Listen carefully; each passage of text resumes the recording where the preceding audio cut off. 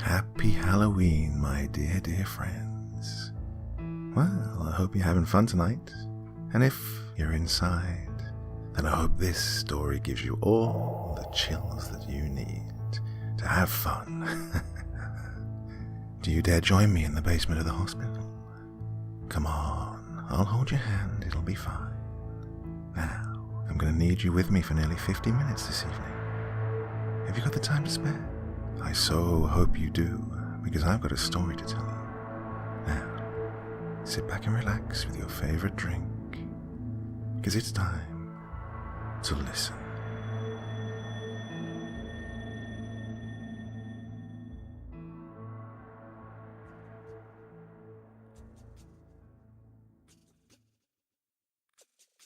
They lifted the dressings off of his stomach, and the hot, throbbing inside spilled out, over his belt and onto the black jeans he wore, caked in blood and sweat. He screamed, as they had no means of rendering him further unconscious. The opiate dosage had already lowered his heart rate too much, in conflation with the loss of blood. The airlift had been fast, but not fast enough to save so much unnecessary suffering. Blood spilled down either side, beginning to collect in puddles on each side of the gurney they'd brought him in on. The middle-aged man, a fresh victim from a road rage incident, was yelling in pain. Occasional and desperate cries came coherent through the haze of fear and pain. He wanted them to call his wife, tell her that he loved her first and foremost.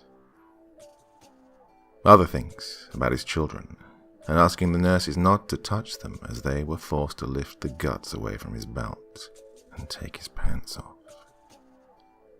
The trauma shears had only gotten to the top of each pant leg, but the belt, firm and leather, remained. Someone needed to cut that out as well. Absently, I felt my hand go over my mouth, a hand in latex, and a mouth coated with a medical mask. I stood behind and watched as the nurses and doctors ran emergency bloodlines into him, phlebotomists rushing the red pints in their standard fare plastic packaging to them. They took his pants off. His member was exposed, and the plastic wraps began to shield his viscera from drying out. The trauma room was the first line of defense in cases like this, but next would come the OR, the operating room. That's where I lost sight of the patients, and the real professionals begin their work. They worked fast, and hoped he wouldn't die on the spot. It had happened before. Shock was a silent killer in such cases, when more salient threats put a person's life in danger. It was still too much for me, though. The death was one thing, but the suffering was simply too much to bear. I ducked behind a curtain when no one was looking. When I'd heard stab victim 15 minutes beforehand, I hadn't expected this far-gone parody of a human being, a live one to boot. I had assuredly seen worse things in death, but the suffering of the live ones far superseded their gratuitous remains. Mostly car accidents. Those were the worst. Occasional gunshot victims, usually brought in from further out towards the city, where gang violence was more pertinent. Metal smacking flesh with ungodly Newtonian force was not pretty in any form. I stepped out of the trauma room, bereft and hyperventilating. I had never seen a man more in pain before him. The nameless man, whom I never even learned would live or die after that day. The pungent stench of iron clung to me, even as I made tracks for the break room, tearing off my mask and pulling away my gloves. Volunteers shared one, whilst the RNs and doctors shared others. The reprehensible imagery remained. The contortions of the man's face, the heavy, slippery mess spilling waywards beneath. The things he said, begged the nurses and doctors to do. I was a veritable wreck as I fell into a couch, and stared blankly at the microwave sitting across from myself, along with a coffee maker and then a mini fridge. I sniffed a few times and cleared my throat, trying to forget the noise of the yelling, the decibel level of which the entire emergency room reverberated with. Everyone, staff and patients, had their collective attention turned to the trauma room, unable to see the pain behind the curtains brusquely pulled over. They obfuscated everything but the spills of blood and the cries of fear. I was careful not to cry in public, being one to adhere to male gender expectations, but I had come close that time. Alison had walked in and seen my strife. Though I hadn't made a sound louder than a breath, she could see the second-hand pain written all over my face, like the angry scrawls of madmen given pen and paper. Her name is a facsimile, as she requested. She had the esoteric means of calming me, and I always deferred to her assuaging words. Not many knew how to relax me, but she did. That's why we held on to each other. Though I'd met her months before, only now had she become more open, and I reciprocated. Why not? We had common masochistic desires. I mean, we worked in the same department, at the same hospital, at the same time. We tortured ourselves psychologically for the sake of helping others. At least, I had arranged for the same time. The worst place, if blood made you squeamish, was the emergency room, but we both felt we could handle it. I couldn't. I'd found out, but I didn't want to look weak in front of her. 8 p.m. to midnight, a late shift, twice a week, but it felt good to help the nurses help the patients. Cleaning beds was a primary task, but retrieving supplies from the basement was a crucial role as well. Blood and feces and urine were commonly left on our wipes and towels, but the work was undoubtedly fulfilling for the most part.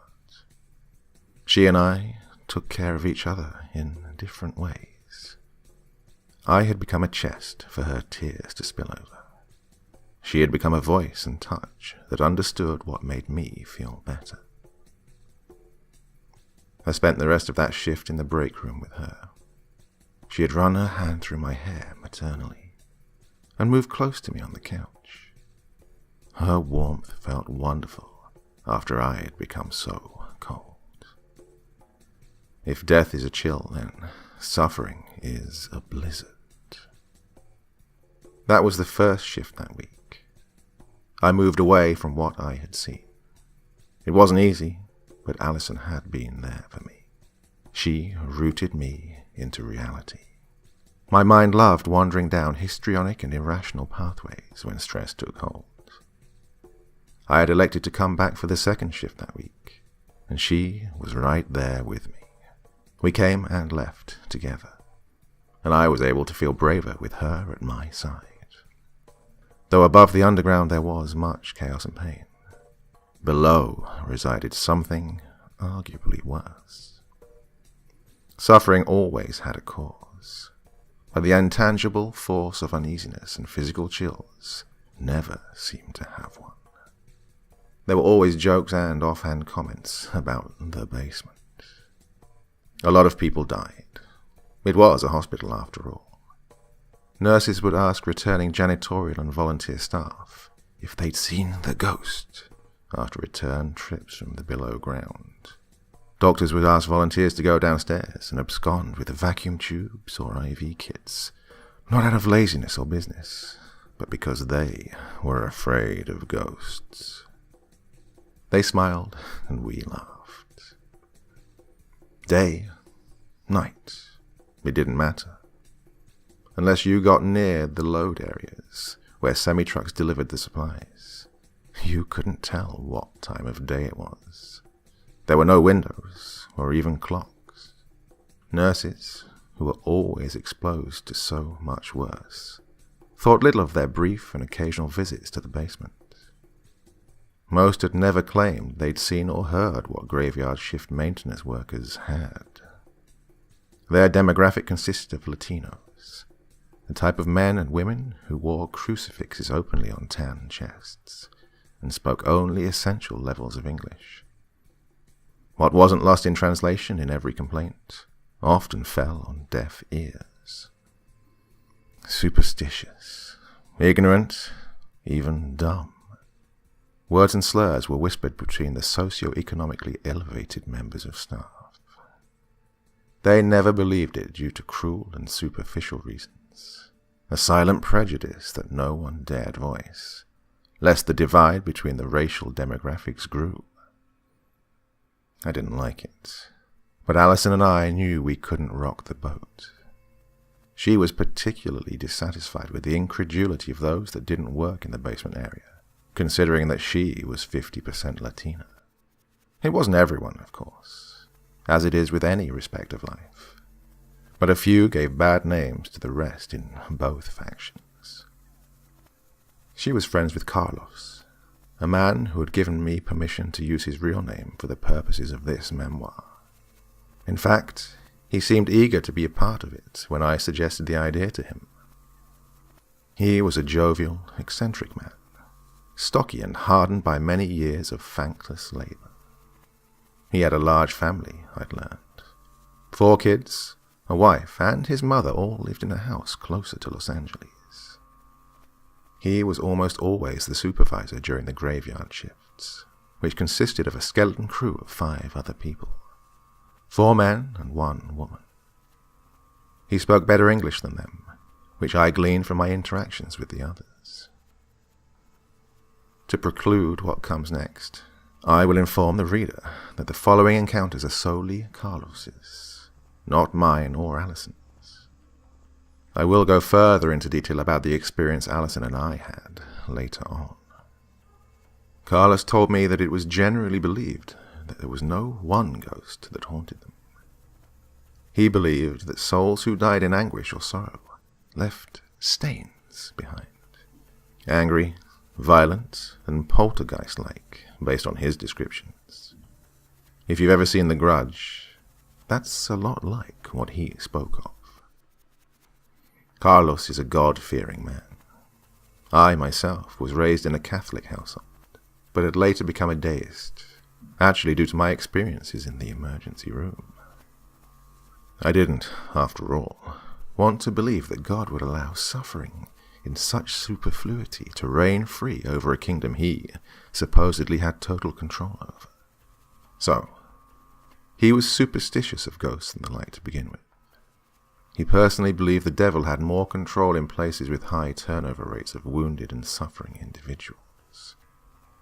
He believes that him and his minions, the demons he also believes in, feed off the negative energy.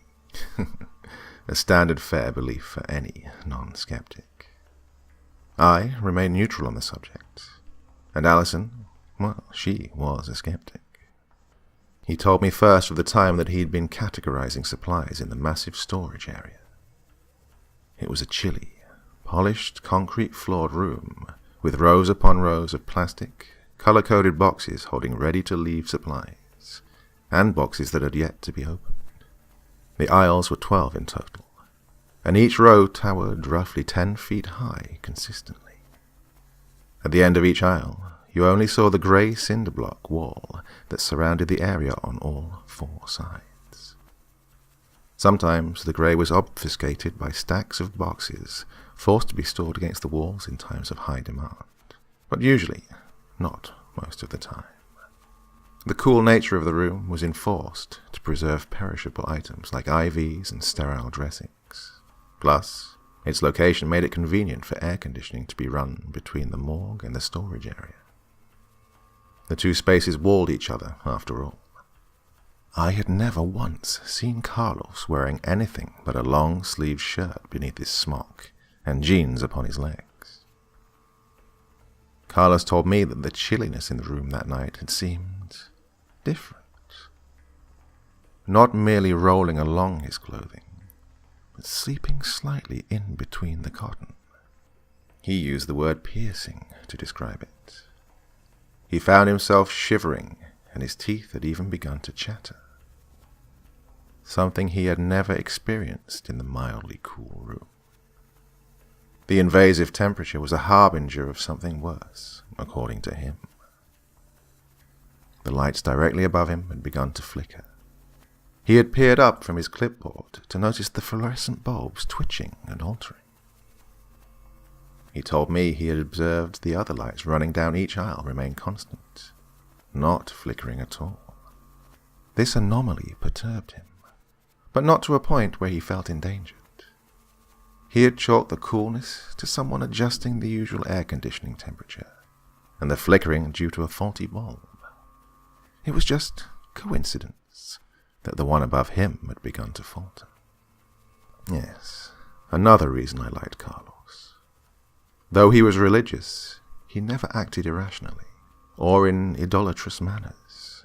Many like him were heavy-handed and thoughtless in their judgment, but not him. He then said he heard a box fall down at the end of the room. The entirely silent area, save for the humming of the air conditioning unit, had not been permeated by a gradual, changing, sliding of cardboard over cardboard. No, there had been silence, and then there had been the crash. Carlos was adamant to me of this point. It was not like a box had been poorly stacked. No, it had simply slid off. It was as though something had pushed it off, because he told me the noise was loud, as though the box was shoved with force. It was at this moment where he began to feel nervous. Though the notion of some dubious entity seemed silly in such a provisional status, the thought, he admitted, had surfaced in the back of his mind at the moment he felt nervous. Being dutiful, he had sighed and holstered his clipboard, heading to the box at the end of the room and placing it back into its respective spots. It had occurred at the end of the aisle directly to his right, closer to the wall of the morgue. When he had turned around, he told me he had nearly jumped out of his boots when he saw something's leg disappear behind the end of an aisle towards the front of the room. He had been angry and had become even more frightened, thinking someone was trying to scare him, someone not on his work crew.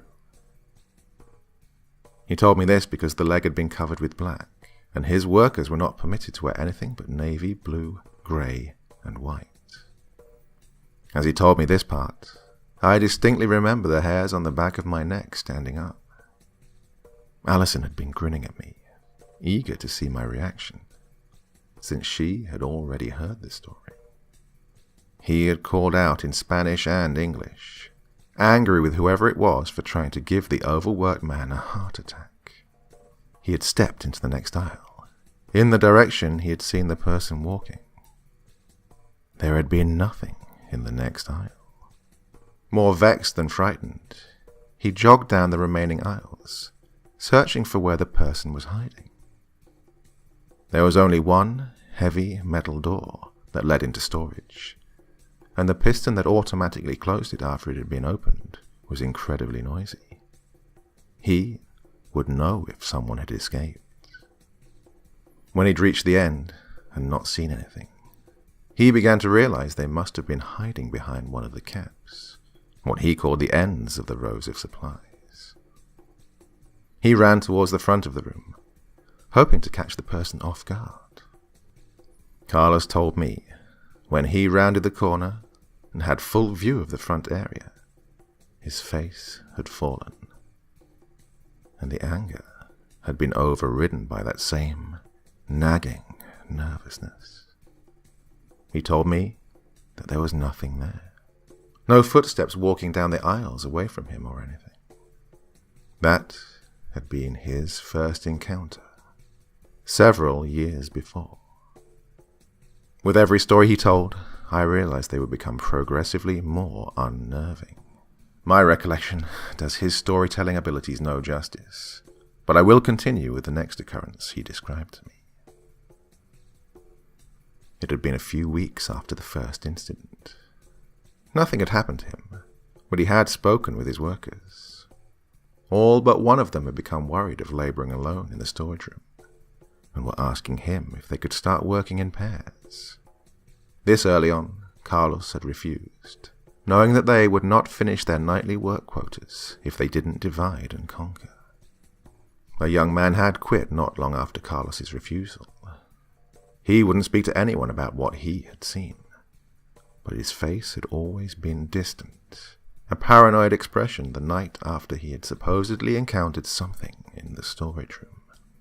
It was an expression that was reminiscent of a person looking over their shoulder, thinking that something was watching them at all times.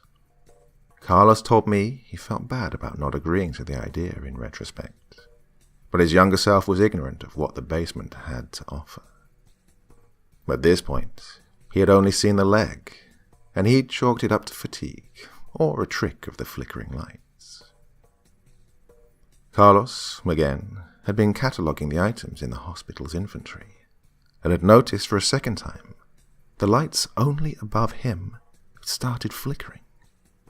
Now, his brain had been somewhat conditioned to become nervous at the sight. They had certainly not been flickering when he'd entered the room, he informed me. He looked around, tensing. He was waiting for the crash of a box again, but none came after he told me he'd waited a solid minute. He shrugged it off, ignoring the flickering over the paper he wrote on, and began peering into the shelves again, making sure each colour-coded box was full and ready for the next day. The aisles were metal and see-through to the other side. Only the items on the shelves obfuscated whatever resided in the aisle next over. Carlos told me he had heard a shuffling to his left, towards the exit, and he had darted his head in its direction. In his recounting, he said the noise sounded like someone in loafers, sliding across a hardwood floor one little step at a time. There had been nothing when he looked, as he had expected. When he turned his gaze back towards his row, only then did he start to hear the running steps begin. He told me he had physically jumped and gasped in fear when he heard the steps race past the aisle just behind his current one.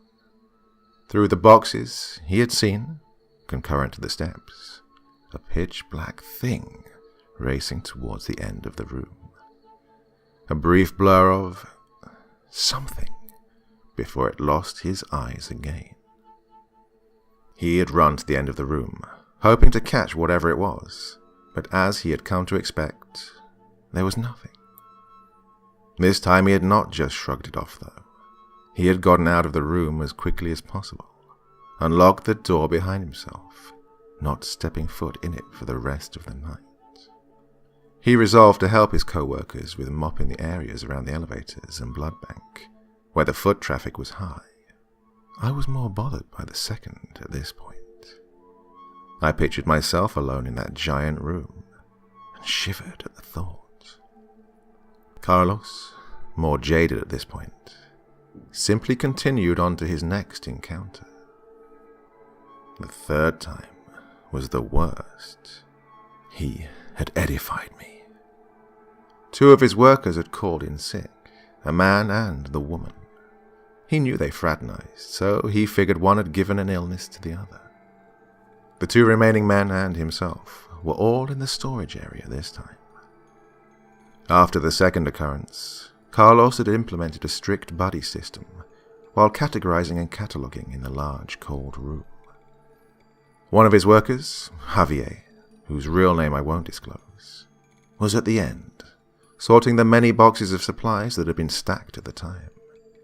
He and the other worker had been chatting lowly over a clipboard, running numbers in each section.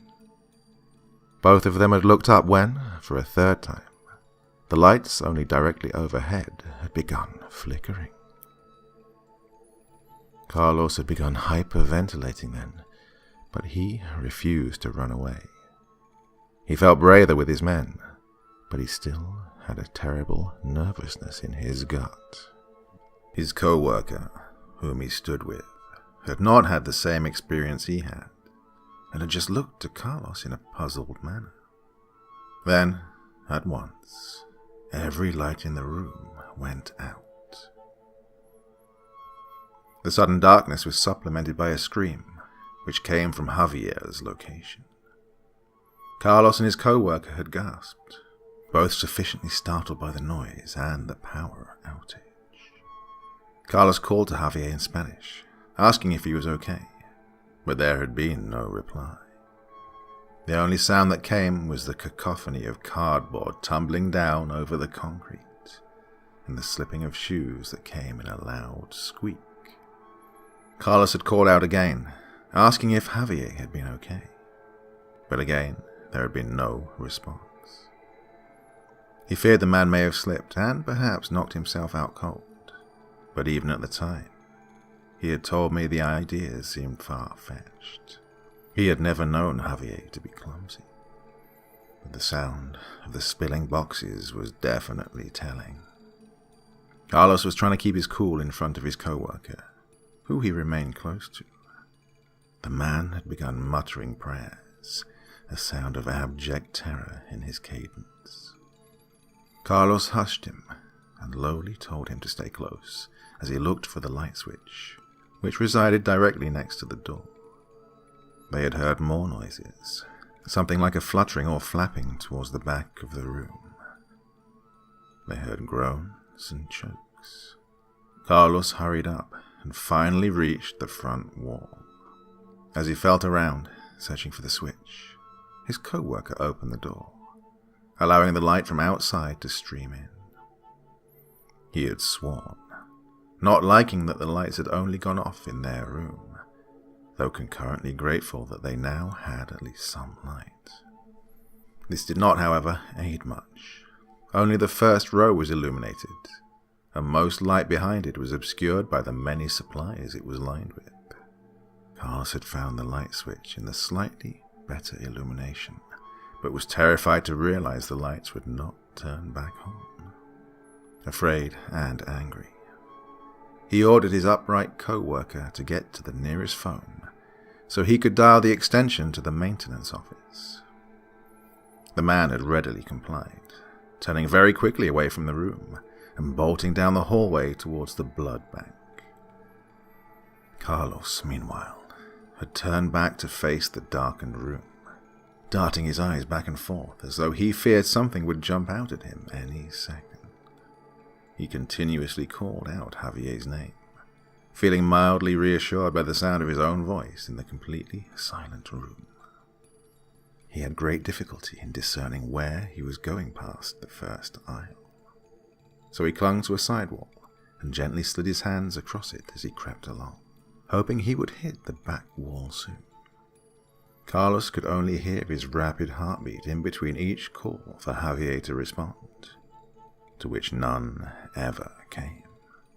His hand ran over an anomaly in the black wall, and he quickly pulled back in fear, recognizing immediately what it had been. A hand, also clinging to the wall. He had felt the nails and the fingers before he had pulled away. The pitch blackness before him seemed all-consuming, and his heart felt ready to burst from his chest as he almost screamed Javier's name. He knew Javier was standing right in front of him, but the accelerated decibel level was motivated by both his surprise and his anger that his co-worker had remained silent.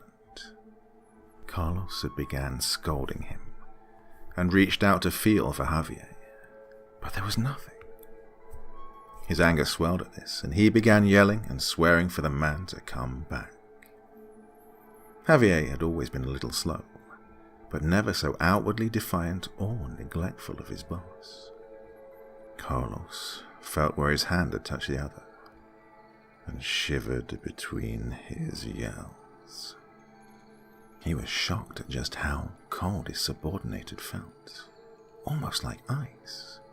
He knew the room was cold, but there was no describing the sheer chill of the flesh he had ran his hand over by accident.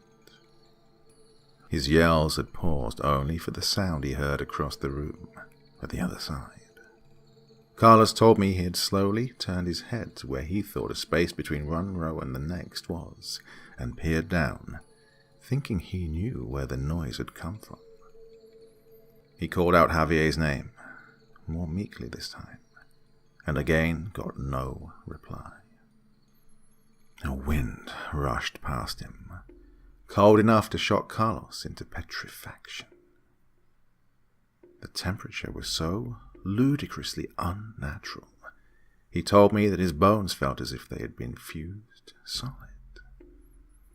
His head had plastered itself into the direction of the space in between the row, unable to look away due to their sheer terror. Carlos had become noticeably quieter during this part. His demeanor took on an uncharacteristically furtive manner as he continued. He told me that he could see two glints at the other end, so far away it seemed. They were tiny, like candles miles away in a black desert. He had only gasped, fearing so much what he thought they were. Their spacing and height was telling enough, but the fact that they were bobbing up and down and slowly swelling in size added to his paralyzed state. They were coming closer. They caught the scant tendrils of the light that poured in from the front. Carlos wanted so much to believe it was Javier acting oddly, but what bothered him most in that moment is just how high he remembered the glints had been, much closer to the top of the aisle, as though Javier were 2 or 3 feet taller. Carlos had wanted to scream, to call for help, to do anything. The wind he had felt earlier had rendered him immobile, though. Whatever it was, whatever was getting closer, he said, was pure evil. A malignant force, unthinkable in our brains, unseeable to our eyes. That's why he thinks it appeared to him only in the dark. His stupor, however, had been interrupted by the calling of his other co-worker from the front, along with the voices of several other men. Beams of flashlights penetrated the sheer darkness, and Carlos told me only then could he feel like he could move again. He didn't even remember if the glints had disappeared or not, but he didn't stick around to find out. He had turned on his heel and sprinted out of there at top speed. He said, and I quote, "It was as though God was carrying me, carrying him away from the thing that he knew very well was not Javier." He had bumped into his co-worker, who had been looking for him, followed by 2 other men, also with flashlights and in maintenance uniforms. Carlos told me that, after that, it had been a blur, but what he remembered most was when they had found Javier. He was half buried under the boxes he'd been stacking. The grunting and groaning they had heard earlier, Carlos later found out from the paramedics that came down, were the sounds of him having a seizure. Apparently, he had suffered an epileptic episode, and then promptly passed out, as epilepsy patients sometimes did. Javier came to the next morning, and told Carlos he'd only remember the lights going out, and then his body seizing up. That had confirmed everything Carlos had feared. He looked at me with those somber, almost uncanny eyes, solely because they were so antithetical of his usual cheerful nature. He looked at me and said he had never dared step foot in that room again. Neither had the co-worker that returned with the maintenance crew.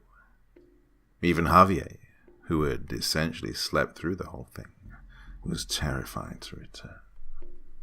Carlos said that after that night, only the 2 that had not been there ever went back in, along with the new hires that trickle in every now and then. He recounted the young man who had quit, who refused to tell him what he had seen in there. Carlos believed he had encountered whatever had made the boy lose his grasp on reality.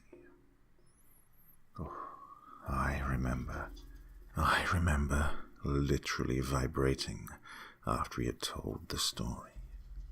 I'd been shivering so hard that Alison had to hold my arms to help me calm down. As we sat in the lunchroom, Carlos gave me a wry grin and patted my shoulder. He told me it was nothing to be afraid of. It was probably just his imagination, his sleep-deprived mind playing tricks on him. But the look in his eyes, I couldn't place it, but it reminded me of the 1,000-yard stare soldiers get after trauma. He was lying, perhaps even to himself. That man, Javier, had been so utterly terrified, his brain had literally short-circuited. I couldn't even imagine that kind of fear, even today. It's like Carlos said, though, what it had to be. Sleep deprivation. That's how he rationalizes it to himself nowadays, anyway. Still, the story chilled me. I never viewed trips to the basement in quite the same way again, even though nothing had ever befallen Alison or I, at least at that point in time, anyway. Either way, I gave the storage room a wide berth after those stories. Now, for what happened to the two of us. Alison and I usually worked in the ER, but when the business of accidents and hypochondriacs was slow, we were frequently sent into the basement to retrieve supplies, as I'd earlier stated. But there was always the occasional time when we stayed to help Carlos, out of decency more than anything. Plus, he always had good stories to tell, not exclusive to his experiences working downstairs. Though the basement had a claustrophobic layout, with narrow, high halls, it spanned a considerable portion of the underground, in addition to a couple of loading bays, the morgue and the blood bank. To say nothing of the storage areas, where Carlos worked. Had worked. I hadn't even known there'd been a morgue until Alison had taught me. The very same day we found what we feared lurked in the underground of the hospital. Allow me to explain. Trysts in odd places were not uncommon between the two of us. It was exciting, and kept each of us on our toes. When she gave me that look she always had when she was in the mood, or I grew unreasonably close, we didn't usually talk. We just did it. It happened in more than one place on the hospital campus, but never before in the basement, even before Carlos had told us his stories. But now it was dangerous, maybe even a little scary, but also endearing. If we could perform such lewd actions in the supposedly cursed place, I would have felt invincible. I don't remember how it started, but I do remember where. The men's room. One of the only 2 bathrooms down there. Seldom used. Yes, classy, I know. But you all know how it can be. Only after we were stepping out, and I was tucking my shirt back in as she pulled her pants up inside, she looked at me with a sly grin, and asked if I'd like to visit the morgue. I told her I didn't know there was a morgue, and her grin only widened. Alison was always into scary things, hence her skepticism. No ghost, fake or otherwise, had ever frightened her. So, we sauntered into a hallway I'd never used before, closer to the back of the basement layout. We approached a white metal door, unmarked, and decorated only by a metallic keypad. I'd hardly even noticed the door at the end of the cream-white hall. It had been so well set into place within the threshold. There was no indentation as to where the door was placed, like all the others I'd seen down there. Only by the knob and the seam was it distinguishable from the rest of the surroundings, like they wanted to keep it well hidden. I was immediately off-put by the lack of labeling. but Alison had come near and asked me to place my hand over the door. I did so, and was startled by just how cold the metal was. She didn't need to tell me why it was so cold. That could be answered in one word: preservation. I had stepped back and absently peered down the long hallway back towards the storage areas and then the elevators. I'd felt a chill go up my spine and felt the hair stand up on the back of my neck. Alison's arms, I noticed, were also covered in goose flesh. I asked her if she was okay. Her pupils were very large, I recall, usurping nearly all the light brown they were set in. She nodded, her lips pursing as she subconsciously grew closer to me. We both felt something. I'd never been watched by anything with a malicious intent for me before that moment. Thus, I'd never understood what the feeling was like. For the first time in my life, I'd realized just how unnerving that feeling could be. I darted my head up, looking to the fluorescent bulbs above, but was mildly relieved to see they weren't flickering. Of course, it proved nothing, but Carlos's stories had taken a salient piece of my brain in that time. The corridor was more foreboding than I'd remembered, as we tacitly proceeded back through, passing the morgue's doorway and nearing the closed door of the storage room. We shuffled closely together. I remember taking a somewhat defensive stance in front of Alison. She didn't complain. The fear was becoming voracious as we neared the grey door. My only recourse as we passed was the fact that the door was locked on that particular day, for reasons I was never told. Thankfully, there had been no noises or anything so robustly terrifying from behind it. I think both her and I sighed quiet breaths of relief after we exited proximity. Directly ahead of us, the hallway turned left, into the central room the elevators opened into. If you were to proceed straight, you'd have to squeeze past a black, plastic custodial dolly to reach the electrical room just past, thus ending the dim corridor. It was always there, and was always filled with miscellaneous cleaning items and chemicals. The two of us both knew there was no reason to remain down there any longer. We'd seen all there was to see on that particular night. Entering the central room, I reached forward to the elevator panel and pressed the button to go up. At the time, one of the elevators was out of order, and only one operable lift was available to us. As the button glowed red, signaling my call had been confirmed, I looked back to Alison, and she'd smiled to me. We'd let the nerves get the best of us, and had fallen to mass hysteria, it seemed. There was nothing down here that wanted to hurt us. As I was shrugging off my worry, and Alison was starting to taunt me for how scared I'd seemed, I heard a beep come from the device before me. I shot my gaze away from her playful teasing, and up to the floor readout above the entrance to the sealed door. I exhaled sharply, and silently cursed when I realized we'd have to wait a bit.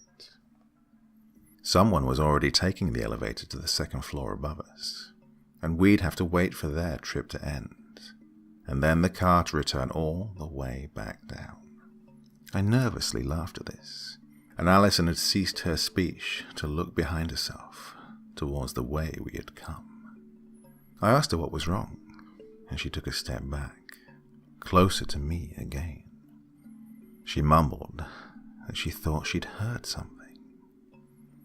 Already unnerved by the length of time the lift was taking, I began to spam the button a few times, hoping to extricate ourselves from the basement more quickly. All in vain, I knew. Mashing the button would not help. I darted my head into the direction she was looking, keeping my ears open for any noise. The tee-off into the electrical closet route at the left and the morgue on the right was displaying something anomalous. Something that caused my breath to reach hyperventilation levels. All the bulbs along that corridor, around both corners, were flickering.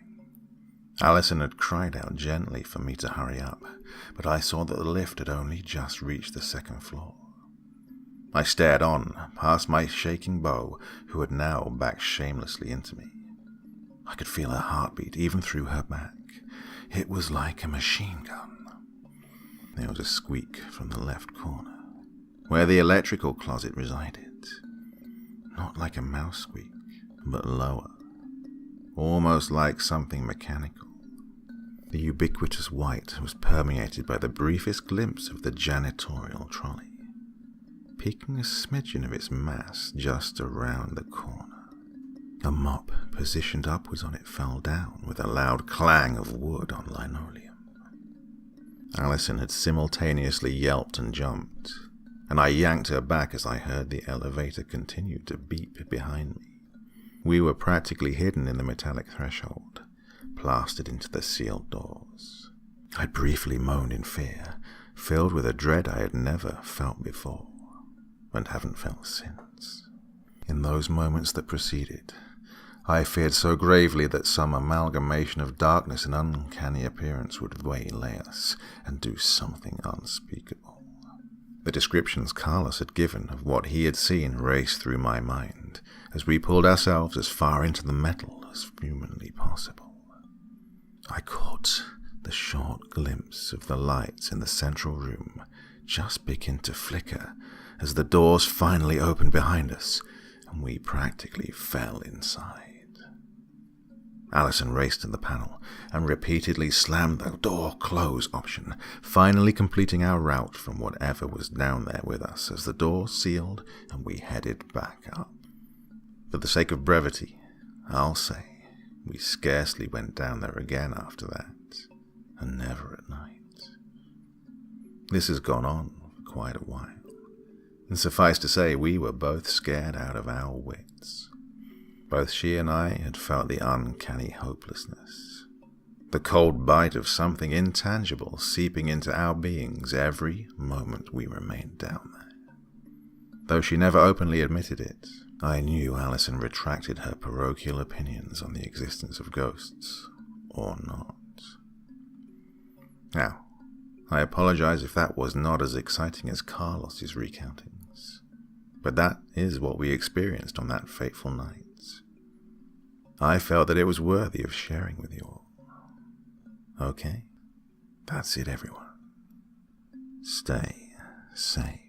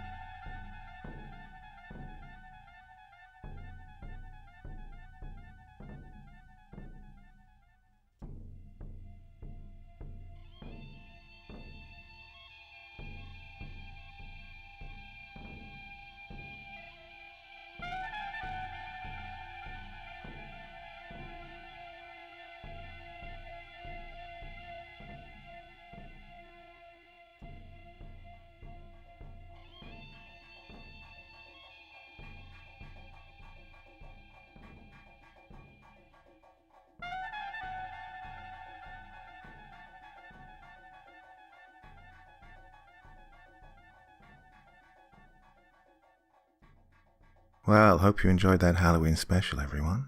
Oh, I'm quite exhausted. Takes a long time putting a 50-minute story together, I can tell you. Well, regardless, I'll be back with you on Wednesday and Friday with more stories. Now, from now on, Wednesdays are going to be my Dr. Creepin' Extreme days, so, something a little bit nastier perhaps every Wednesday from now on. But I will warn you, I promise, after last week and things got a bit gnarly, I'll make sure to let you know before the video starts if it's going to be a bit more bloodthirsty and a bit more gory, okay? Okay, my dear friends, that's all from me for this evening. Hope you'll join me again soon. For now, bye-bye.